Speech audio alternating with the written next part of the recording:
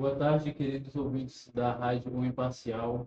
Estamos aqui com o nadador profissional Heitor Raiol. Você está aí. Pô, tô me sentindo bem. Primeira vez aqui numa entrevista nesse formato de podcast e obrigado por essa oportunidade de estar aqui, contar um pouco da minha história, um pouco de natação, que é o esporte que eu vivo há tantos anos. E a gente veio aqui falar um pouquinho sobre o esporte, sobre a natação, como, como essa prática é algo assim enriquecedor para a sociedade, né? E a gente queria saber de ti um pouquinho sobre a tua história, como tu começou dentro do esporte, se tu já começou com o objetivo de se tornar um profissional, com o objetivo de ter uma carreira, ou se realmente foi algo só por hobby, como é que foi essa experiência? Sim, eu comecei até meio engraçado porque eu me lembro da minha primeira aula de natação e eu fui lá na escolinha e tal e eu não entrei na piscina porque eu tinha medo. Eu tinha medo de água. Eu acho que no primeiro dia que eu fui, eu nem cheguei a entrar na piscina, porque eu tinha muito medo, assim. Até quando eu ia na praia, eu não entrava no mar, eu tinha realmente um medo muito grande quando eu era pequeno. Eu acho que foi por isso que meu amigo me colocou para nadar, para vencer esse medo, ter uma nova habilidade. E também na minha família, meu tio, ele era nadador, e ele levou isso durante muitos anos, né? E eu acho que isso teve um pouco de influência também. E tu tinha mais ou menos quantos anos, assim? Eu acho que uns 5, 6 anos, quando eu comecei. Eu comecei na Asfen, que eu acho que hoje não existe mais, eu acho, que é ali no Filipinho, perto do João Paulo. Escola de natação lá, foi E, onde eu comecei. e desde essa época, tu começou nas aulas, começou praticando e não parou mais, desde então. Isso. Eu, obviamente, como uma criança normal, né, ia ali 2 vezes na semana, 3 vezes na semana, e meu irmão também ele já nadava, então eu acho que quando eu era pequeno, na verdade, os meus dois irmãos nadavam, minha irmã e meu irmão também. E nesse início eu acho que eles me influenciavam bastante, tipo, porque eu queria, como eu era uma pessoa mais nova, eu queria fazer as mesmas coisas que eles faziam, né? Então, como eles iam para natação, eu ia também e tô levando até hoje. E eles acabaram parando, mas eu sigo nativo. E qual foi o momento, assim, da tua trajetória dentro do esporte que tu percebeu que tu tinha uma chance, que tu tinha uma oportunidade, um talento, um dom, de levar isso à frente, transformar um lazer, um esporte em uma carreira? Qual foi o momento que tu entendeu que tu podia realmente ser um profissional dentro da natação? Acho que foi ali na minha época de Mirim Petis, que é a categoria que a gente tem da natação, que é a mais jovem, né?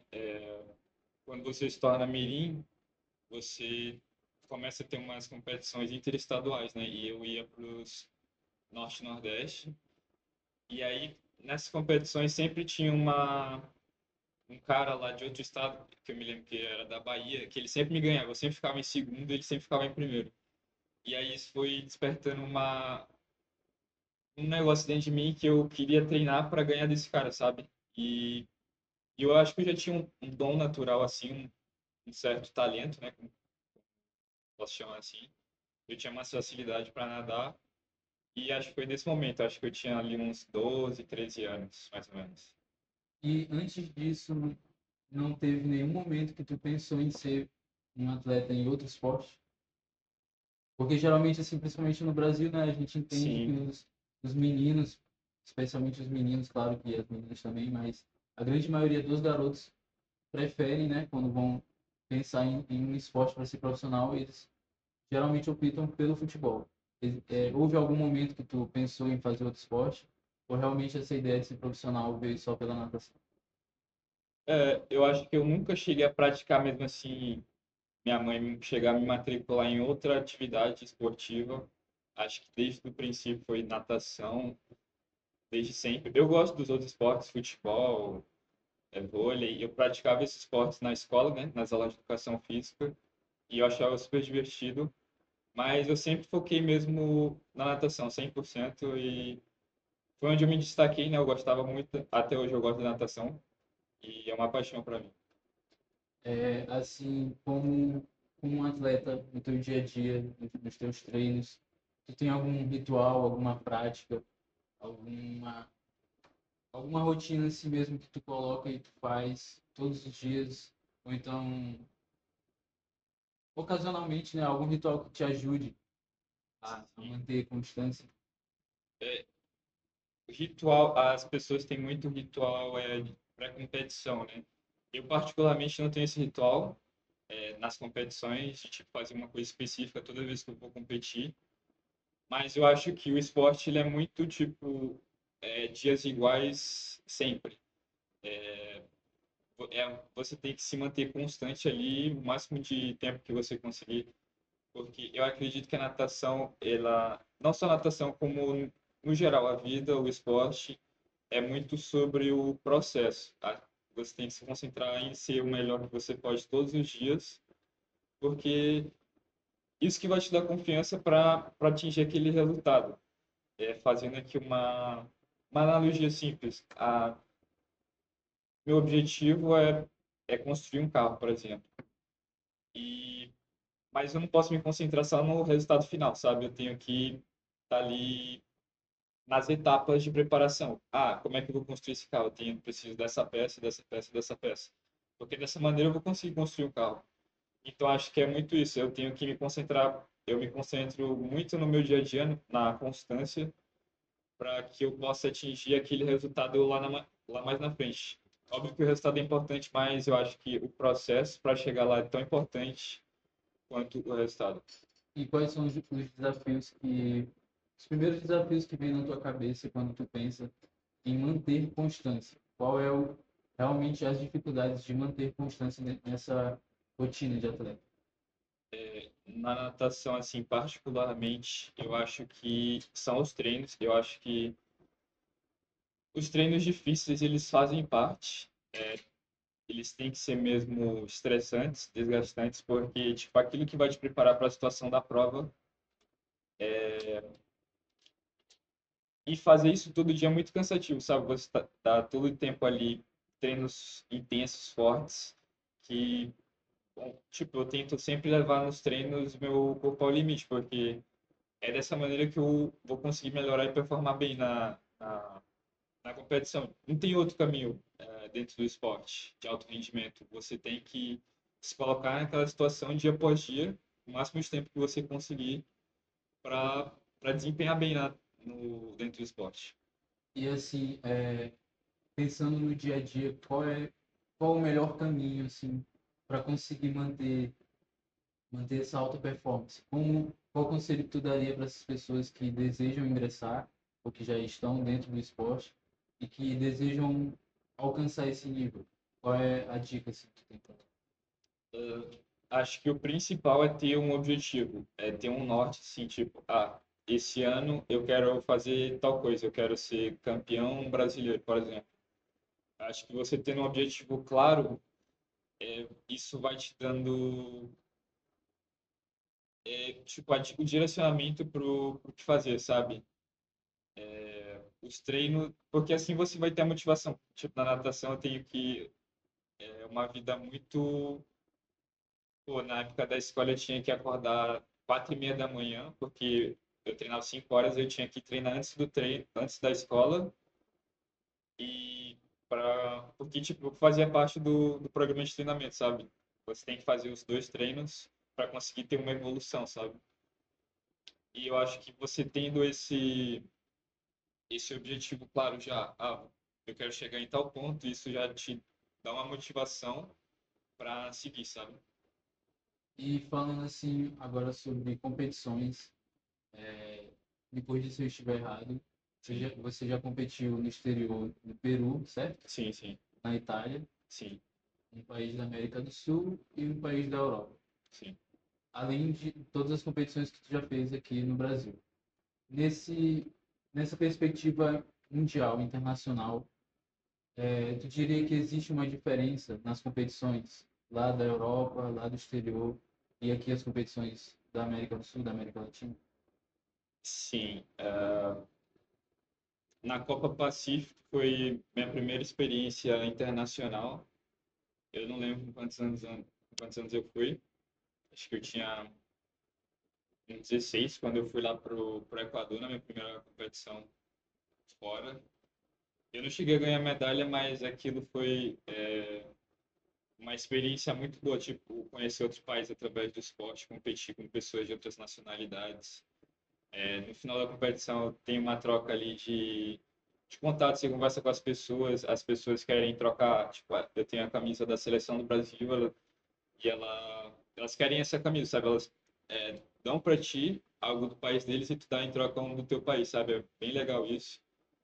E acho que o principal é a experiência e a motivação que esse tipo de competição traz, sabe?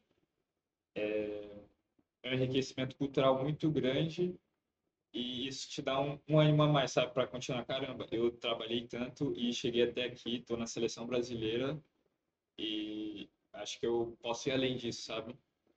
Essa vez aí que eu fui na Itália foi, tipo, acho que foi a melhor competição que eu fui, apesar de desportivamente não ter ido tão bem, mas acho que conhecer essa cultura, isso daí foi muito louco, porque foi na época da pandemia que eu fui lá para Itália. Eu passei 2 semanas lá. Enquanto muitos estavam Tipo, presos, né, em casa, presos entre aspas, sim. tu estava desbravando a Itália. Isso foi. A pandemia foi em abril de 2020, né? Eu acho que começou. Foi ali em março, abril. Sim. Isso daí foi mais. Já estava um pouquinho começando até aquela liberação Sim, gradual, né? Isso daí foi tipo um ano depois, foi em 2021 já, acho que no meio. Mas estava com aquela restrição, sabe? distanciamento, máscara. Sim, sim. Aí eu fui lá, competi o campeonato italiano. Pô, eu cheguei até a conhecer lá um nadador olímpico da Itália que se chama Gregório Paltrinieri, que ele é, pô, cara, é realmente muito bom. Ele é medalhista olímpico, tanto nas águas abertas quanto na modalidade de piscina, né? E foi realmente assim muito bom. E um fato curioso dessa viagem foi que na hora que a gente estava voltando, com esse negócio todo de pandemia e tal, primeiro que a gente estava numa região assim da Toscana, né? Aí, um dia antes, como a gente estava com o dia livre, a gente foi para Roma. Lá em Roma, a gente, porque já era o aeroporto lá na cidade que a gente estava, não tinha, era uma cidade mais assim de veraneio, sabe? A gente foi para lá porque tinha aeroporto. Porque a gente dormiu lá, a gente pegou um trem. Aí meu técnico comprou a passagem de trem, já começou a dar errado aí. São várias camadas. Ele comprou o bilhete do trem, aí beleza, a gente estava lá dentro do trem. Só que no trem fica passando um cara que, tipo, ele checa teu bilhete, né? Porque, tipo, o trem tá lá de boa, qualquer um pode entrar. Aí se tu não tiver com bilhete, tu tem que pagar uma multa, né? Só que aí meu técnico comprou o bilhete e ele pensou que tinha comprado para todo mundo, né? A gente era o quê? Mais 6 pessoas, só que ele só tinha comprado um. E aí, tipo, a gente teve que pagar lá e pagou mais caro ainda. Aí, beleza, chegamos no aeroporto. Aí, com esse negócio de pandemia e tal, para tu viajar, tu tem que ter é um, o teste do Covid, né? Sim. A gente sabia desse negócio. Só que, como a gente passou 2 semanas lá, o que a gente levou, a gente pensou que servia para voltar, né? Não, tinha que fazer Tinha outro. que fazer outro. Aí a gente perdeu a passagem de volta, pô, perdeu a conexão, teve que fazer teste de Covid. Eu me lembro que esse teste de Covid, pô, foi 50 euros que a gente fez lá. Aí teve que comprar outra passagem. A viagem era só no dia seguinte, a gente teve que pegar o hotel de novo. Pô, foi uma complicação doida. Mas no No final, fim deu tudo certo. é, Que vale a experiência. sim, E em relação a essa união que tu falou, essa interação de diferentes nações, né, que acontece, esse sim. respeito entre as comunidades internacionais do esporte, qual a importância, como tu enxerga esse movimento de uma comunidade engajada em relação ao esporte? Como que essas pessoas, como que essas interações podem promover o esporte, né? E como que ele pode cooperar com o desenvolvimento do esporte também? Acho que tem tem a troca de informações, mas também tem a amizade que você desenvolve. Tipo, você passa a seguir essas pessoas nas redes sociais, Elas postam alguma coisa, você sabe o que que ela está treinando. Acho que tem muito dessa troca de informações. Ah, tipo, tu faz série de braço dessa forma, fazendo essa saída. Não, tu treina no mar 2 vezes por semana, coisas assim, sabe? Acho que essa troca de informações é muito, muito relevante, sabe? Em relação às águas abertas, né, que você disse, Isso, e é modalidade de piscina e modalidade de águas abertas, certo? isso, Agora você está praticando mais águas abertas. isso. Qual é a diferença, assim, em relação à técnica, em relação ao dia a dia mesmo, para quem está nadando? Qual é a diferença que o atleta sente nas modalidades? Na piscina, a distância mais longa que você pode nadar são 1.500 metros, que é 1,5 km, né? A mais longa. Nas maratonas aquáticas, águas abertas, né? Tem as provas de 5 e 10 quilômetros, sendo que a modalidade olímpica nas águas abertas só tem os 10 quilômetros atualmente. Mas o campeonato mundial tem 5, 10 e 25 quilômetros. Então, a diferença é, primeiro que no mar, né, você está sujeito a condições adversas, água gelada, nadar com sol, com chuva. Não é aquele ambiente controlado que tem na piscina, cada um na sua raia. Tem contato físico, pode ocorrer de tu levar um chute na cara, uma cotovelada. Não que seja proposital, mas tipo, faz parte do esporte, sabe? Então acho que é muito disso. E os treinos também na piscina você consegue manter um lado mais flatzinho, assim, sabe? Mas você é o tempo todo controlado. Mas nas águas abertas você tem que adaptar. Porque às vezes tem uma pessoa do teu lado, duas pessoas e tu tá encaixotado, aí tu não consegue nadar do jeito certo, né? Tu acaba ficando um pouco espremido ali. Às vezes tem correnteza que tu tem que fazer mais força, aumentar tua frequência de braçada para conseguir desempenhar e aguentar o ritmo da prova. Então, tem todas essas nuances, assim, sabe? Nadar em rio, nadar em mar. No mato flutua mais porque tem um sal, né? Então, é isso. E tu diria que tu gosta mais das águas abertas ou da piscina? Eu acho que eu gosto dos dois. Acho que eu não eu gostar só de um assim, acho que sei lá. Eu gosto dos dois hoje. Eu gostava mais da piscina antigamente, mas acho que eu gosto um pouquinho mais, tipo, 51% ali piscina, 49% águas abertas. Mas é isso. E tu falou que acontece de levar chute, já aconteceu contigo de tu estar ali numa competição, num treino e um cara te dá um. Sim, sim. Às vezes, porque tem as boias, né? É um circuito nas águas abertas, que são as boias amarelas, e é obrigatório o contorno. Então, tipo, naquele momento ali, todo mundo vai estar passando no mesmo lugar, tipo, e não tem meio que como não ocorrer, sabe? É, as pessoas acabam passando uma por cima da outra ali, puxando o ombro. Isso aí é até um pouco desleal, né? Mas acontece. Eu já levei uma cotovelada na boca, no nariz também. Teve uma hora até que eu pensei que estava sangrando assim, mas depois eu acabei a prova, estava de boa. E nesses momentos, vida que segue, né? O cara não pode parar pra Tipo, sentir só a se eu dor. perceber assim que não tem como continuar, aí, mas no caso comigo foi tranquilo. Nessa da cotovelada aí que eu levei até hoje, eu abro a boca assim às vezes, tipo, eu sinto que dá uma estalada, mas tipo, não sinto dor. Não sei se foi por causa disso, mas é algo que.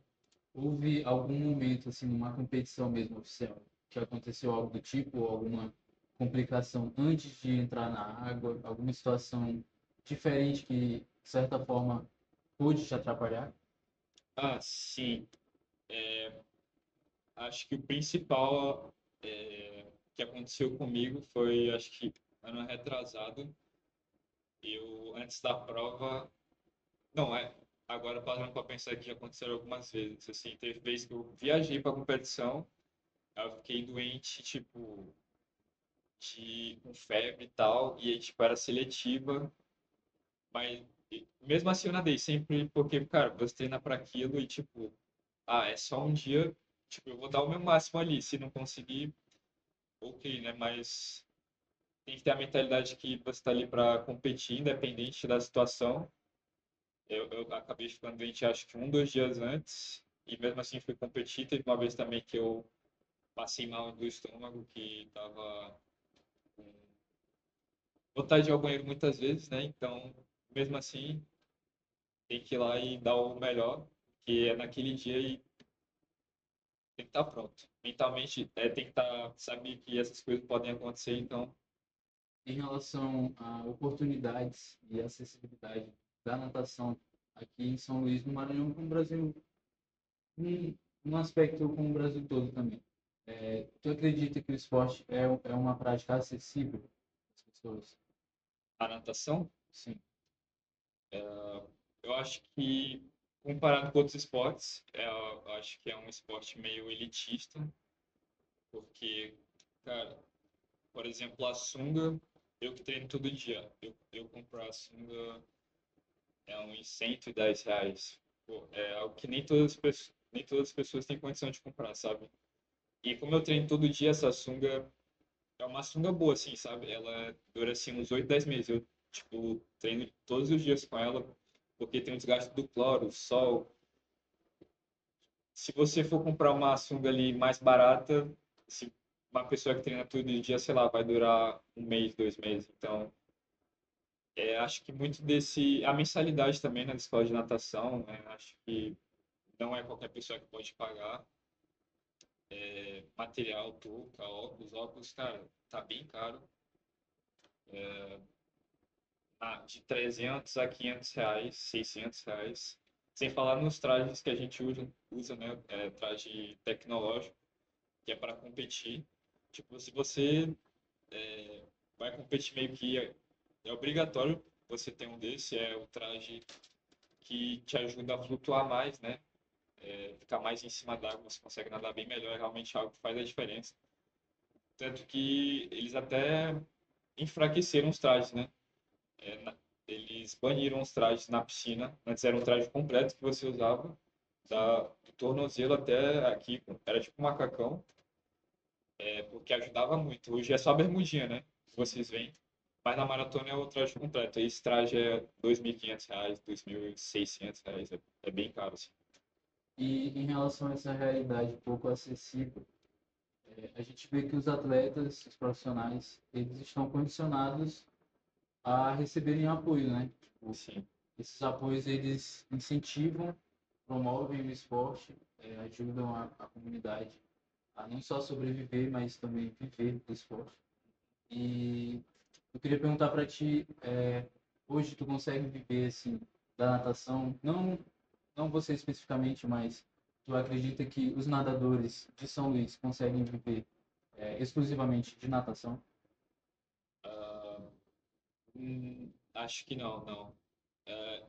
A gente tem um apoio, tem a Bolsa Atleta Estadual, que dá uma certa quantia em dinheiro, mas tem também a lei de incentivo ao esporte, que o governo ele tem uma verba, né, que é destinada para o esporte e para a cultura, né, a realização de shows, eventos e para esses projetos, que é justamente essa questão que tu falou da acessibilidade do esporte, né?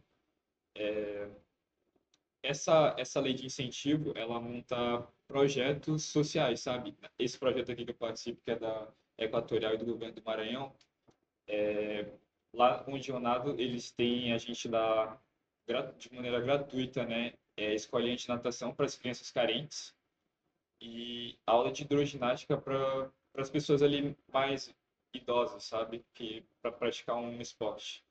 Então acho que é, tem essa questão do apoio do governo, mas não é para todo mundo, sabe? É algo meio que limitado. E é importante a gente dar credibilidade a ações como essa, movimentos Sim, como esse, né? Porque proporcionam realmente uma realidade mais abrangente, mais acessível, mudando a vida de pessoas, de atletas, de pessoas que desejam se tornar futuros atletas. E em relação, assim, à tua carreira mesmo o que que tu almeja, quais são os teus objetivos, tu se sente um profissional realizado, se sente satisfeito com a tua trajetória até aqui, como tu te enxerga assim nesse cenário do esporte? Sim, esse é uma ferramenta de ascensão social, né? Esses projetos lá onde eu nado, esse projeto que eu participo tem um rapaz que ele saiu desse projeto, ele começou desde cedo, acho que não sei a idade específica assim, mas hoje ele já é adolescente, acho que eles têm 16 anos. Ele estava lá desde pequenininho e hoje ele é tipo, ele até chegou a ser contratado pelo Flamengo agora.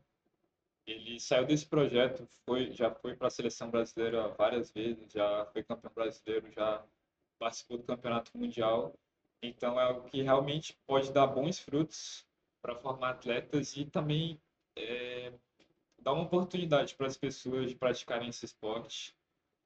E agora falando da minha trajetória, né, o que eu almejo, esses últimos anos, assim, eu acho que foi muito. O esporte é de altos e baixos, né? Esses últimos anos não foram tão bons assim para mim. Acho que eu dei uma caída assim de rendimento. Eu consegui algumas conquistas, mas não as principais que eu almejava, que são seleções brasileiras, estar lá no pódio dos brasileiros. Eu acho que nesse ano eu estou numa pegada muito boa assim de treinamento para conseguir conquistar grandes coisas, mas eu sei que não é fácil porque é muito competitivo o esporte. Qualquer deslize ali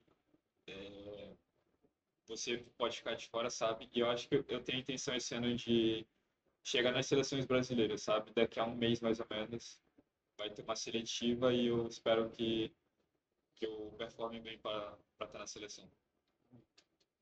Heitor, obrigado pela sua atenção, pela sua disponibilidade aqui de conversar conosco do Imparcial. Acho extremamente importante que esses assuntos sejam debatidos, sejam conversados, né, para realmente evidenciar a importância do esporte, a importância da promoção da acessibilidade ao esporte, porque vivemos num país, numa cidade que realmente muitas pessoas vivem numa condição que não podem nem comprar um tênis, uma sunga, como tu mesmo disse. Então é realmente extremamente importante que a gente demonstre a importância desses apoios, né, que o governo, como você disse, o governo faz aos atletas, disponibiliza à sociedade. E queria perguntar se você tem alguma consideração final, algum agradecimento, alguma uma palavra final para nossos ouvintes. Mais uma vez, eu gostaria de agradecer aqui pela oportunidade de estar falando sobre meu esporte, né? Algo que eu acho que não sei o que eu seria se eu não tivesse começado a natação. Acho que foi algo que me engrandeceu muito como pessoa, me desenvolveu muito. Eu tive inúmeras experiências, inúmeras oportunidades por conta do esporte e só gostaria de agradecer a todos que estão ouvindo, vendo isso, que elas sempre trabalhem duro para atingir aquilo que elas querem, que isso certamente vai dar um retorno para elas e nunca deixar de acreditar naquilo que elas realmente querem. E gostaria de agradecer aos meus patrocinadores, né, que é a Equatorial Governo do Maranhão, por esse incentivo, essa ajuda ao longo de todos esses anos que a gente esteve juntos. A minha mãe, aos meus pais, né? A meu técnico, que agora, nesse momento, ele tá com problema de saúde, tá internado. Então, desejo muita força para ele, que ele se recupere logo e é isso. Obrigado. Para finalizar, um atleta, um nadador profissional que tu te inspira, que tu vê como uma referência, não precisa ser especificamente um, mas uma pessoa que tu vê realmente como um ícone pra ti, dentro do esporte. Dentro do esporte. Cara, eu gosto muito do Ayrton Senna, mesmo que quando ele corria eu não estava vivo, né? Mas eu conheço um pouco da história dele e eu admiro muito a determinação dele, a mentalidade, como ele encarava as coisas, sabe? Ele foi um piloto extraordinário. Ele realmente não só inspirava as pessoas com palavras, mas também fazendo, sendo campeão e mostrando para os brasileiros que a nossa nação podia alcançar grandes coisas, sabe? Mesmo com todas as dificuldades que a gente tem no nosso país, que é possível sim alcançar grandes coisas. Dentro da natação, eu gosto muito do Michael Phelps. Ele tem uma mentalidade assim muito diferente. Não é à toa que ele conseguiu alcançar tudo que ele alcançou. 8 medalhas olímpicas numa única edição de Jogos Olímpicos é realmente algo que eu acho que talvez não aconteça novamente, porque o esporte está desenvolvendo muito. Só tende a ficar mais difícil. Eu gosto muito também do. Mais dois. Eu gosto muito do Ian Thorpe, da Austrália. Foi um nadador assim excepcional. Ele conquistou a primeira medalha olímpica dele com 16 anos. Ele admiro muito a técnica dele de nada assim, o cara nada realmente de uma maneira que parece que ele nem tá fazendo força. E eu gosto também muito do Gregório Paltrinieri, que eu já falei dele aqui, que eu encontrei pessoalmente até lá na Itália, porque ele é um nadador muito versátil. Quando você nada piscina ou águas abertas, você meio que tem que escolher entre um ou outro. Tipo, se tu for bom de piscina, meio que tu não vai conseguir performar tão bem nas maratonas. E se tu for bom de maratona, meio que tu não vai conseguir performar bem na piscina, porque o estilo de treino é outro, tipo, é mais volume, um é mais intensidade, você tem que... São maneiras diferentes de nadar, né? É outra realidade, tanto que são modalidades diferentes. Eu admiro muito ele porque ele consegue performar bem tanto nas águas abertas quanto na piscina. Tipo, ele já demonstrou isso, que o cara é medalhista olímpico nos dois, na mesma edição, e o cara foi lá e fez, então, algo assim que eu admiro bastante. Então é isso. Obrigado, ouvintes do Imparcial, por estarem aqui conosco até este momento. E tchau. Valeu.